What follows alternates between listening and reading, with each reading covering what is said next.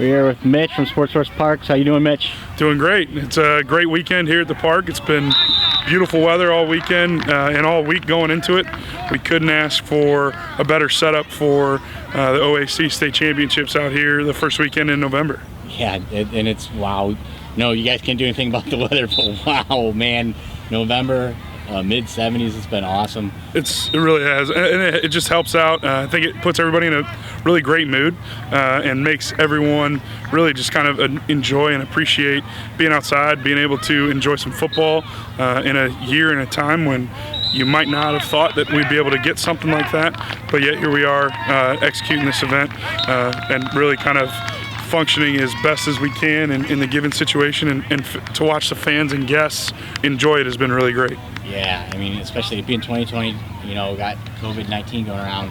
I've been able to speak with more than several, a lot of the coaches yesterday and today, and they just remark about the facilities here, and then, you know, how we're doing everything to stay in line with COVID and all those things that we have to do. So that's just really a testament to you guys as well, as we always see. You know, it's a partnership, right? Usually when you put on a good event, it's because there's a really good partnership. Do you want to talk a little bit about how the OAC's been working with you guys? Yeah, you know, honestly, it's not something that we do every day. Most of our events, honestly, are standalone, and we run them in-house. We don't really have a football outlet to be able to do that. So to bring the OAC in, where they've got the connection with the coaches that's pre-existing, in a weekend where we wouldn't necessarily do anything, as it were, is really awesome and great. So one, you're helping us, the OAC is helping us fill this facility up and to bring guests in when we normally wouldn't have had anything anyway. That's the first thing. And then really the second thing is working right along with you guys and seeing how you guys do things. I think it's super interesting for us and for our part-timers, for our full-time staff members, for the interns that are here, to see how a different organization runs things, the standards that they hold, which are the OAC's very high standard and very class-filled organization, very classy and respectful of everyone, not just coaches but players and guests. So to kind of get that flavor together with our, you know, what I call quote unquote the Disney style customer service that we bring to the table really is something that we're proud of, and it's a proud partnership that we have. And honestly, it's why it comes back year after year. You know, you talk about the facility and what it looks like this weekend. I can't take credit for that. I definitely have to do hats off to Dan Leindecker and Craig Lamson, our facilities superintendent, supervisor, and his assistant. They do a phenomenal job. They did a great job all week of getting these fields down. I think it's the best the park's looked for this event, just because it is the best this event has looked and best this facility has looked in, you know, given the circumstances this week. So it's awesome. Really is gleaming, and proud to be a part of our organization and proud to have the OAC in. Yeah, I mean, we're very fortunate here in Sandusky, you know, to have facilities like this. You know, I can see right now Cedar Point in the background too. But then, you know, when you talk to some of these coaches, they're from Columbus area, Cleveland area, Toledo, or, you know, or some near Cincinnati, not quite Cincinnati, but big cities, right?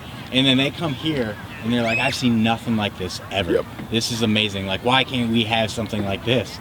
And I don't think they understand. We're so fortunate to have it here in Sandusky. Sometimes I think those of us that live around here and get to come here 3 or 4 days a week for baseball, softball, all that stuff, we don't really realize what we have here.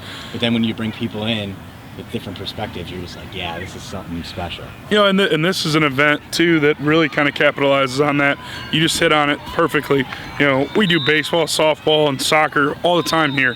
To be able to run an event that's football based, that's tackle football based, where you're putting full football fields onto our baseball and soccer fields, it just shows that we are really an event space and an event facility, and not just a baseball complex and not just a soccer complex. We really can execute anything that would happen outside.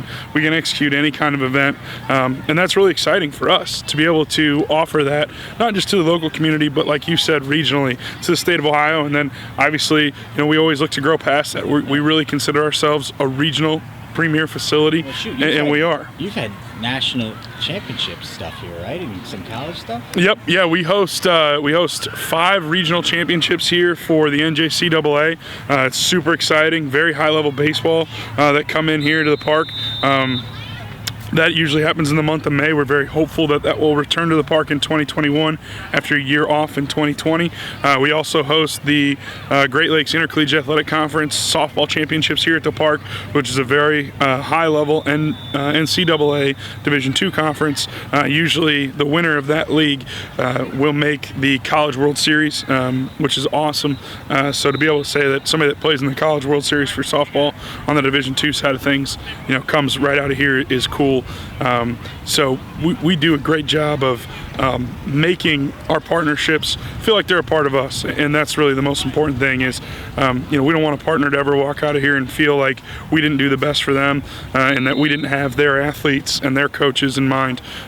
We treat partners just like we treat an event that we're running ourselves. So I think that's what helps us differentiate ourselves from other facilities. Is doesn't matter if it's our event or the OAC's event or the GLIAC's event or whatever organization might be coming in to work with us, we treat it all the same, and we treat the people the same.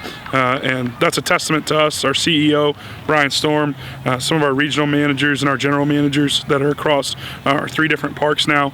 And it really kind of stems from top down in terms of how we instill that culture into our employees, and it trickles all the way down to our part-timers.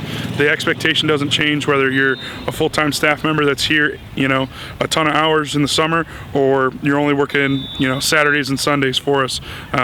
The standard is exactly the same, and we deliver that each time. Yeah, I'll speak to that. I haven't seen you since last year, this event. Yep. And just pick up right where we left off. Yep. Feel at home the entire time you're here. You need anything. Yep. Your team's been great working the scoreboards, just going around making sure everything's done. It's been fantastic. So I want to say thanks. Yeah. Looking forward to many more years here, and it's been great to be able to put on the OAC State Championship in 2020, when things have been uncertain at times. Right. And if we wouldn't have had this much space, to allow us to do those things, who knows if we would have been able to do it, So thank you guys, and appreciate your time, man. Yeah, and we want to say thank you to the OAC and everybody and your guys' entire staff for coming out. We really appreciate it. We want to say thanks to the teams for being out here, and thanks to the fans and the parents for letting your athletes come out here and enjoy this great weather and great facility and great tournament put on by the OAC. So thank you guys, and hopefully, we'll be back in 2021. Thanks, Mitch. Yep.